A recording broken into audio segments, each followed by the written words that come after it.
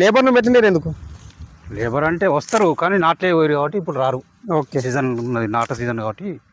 ఇప్పుడు లేబర్లు వస్తే మనకు సగం పైసలు దీనికే లేబర్లకి వెళ్తాయి కదా. లేబర్కి పోతాయి, ఎక్కడికి వాళ్ళు వస్తుంది ఇవ్వాలి కదా. అవునవును. ఇప్పుడు ఎక్కడ తీసుకెళ్తారు ఈ కట్టలు? సిద్దిపేట మార్కెట్కి, సిద్దిపేట మార్కెట్, ఇండికేటెడ్ మార్కెట్ కూడా పోతాం. ఓకే, మీరు కూర్చొని అమ్ముతారా లేకుంటే ధరలకు ఇస్తారా? హోల్సేల్ మధ్య హోల్సేల్ ఇస్తారు. వాళ్ళకు ఎంత వస్తుంది? వాళ్ళకి ఎంత ఇస్తాం? వాళ్ళకు పడతలు సగం పరాకు పడుతుంది. ఇప్పుడు మనం 10కి 6 వేస్తే వాళ్ళు 10కి 3 అమ్ముకుంటారు.